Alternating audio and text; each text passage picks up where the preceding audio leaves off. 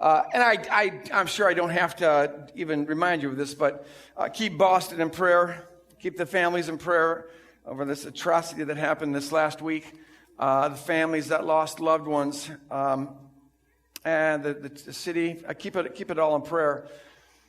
But also, as Kingdom people, always remember that we have a unique perspective on things. And when tragedies like this happen, it calls out the best and the worst of people. The best is that you see incredible heroism and altruism and sacrifice being done, and that is wonderful and beautiful. And the way we rally around people who are hurting is just wonderful.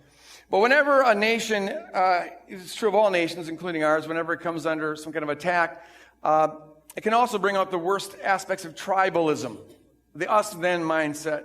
And we're seeing some of that going on. And as Kingdom people, we're always to transcend tribalism, right? Nationalism. Absolutely pray and empathize with those who are hurting.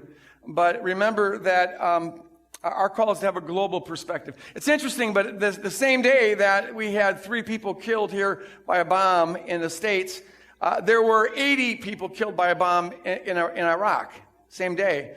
But to find that story, you had to go to the back of the newspaper, and it was a little tiny paragraph like that. And I don't know how much of this is normal or how much of it is part of our fallen mindset. I suppose some of it's normal that when folks on your own turf get hurt, it means more than when folks somewhere else get hurt.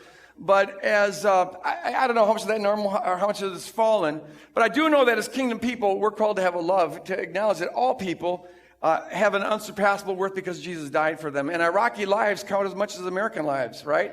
And the life of the bomber counts as much as the life of the victims, right? And so we're to pray for enemies and pray for that young man and pray for the families that are associated with that young man, to keep it all covered in prayer. And so I want to have definitely a love for our own who hurt, but also a love for others, and to transcend the tribalism that is the worldly point of view. Amen?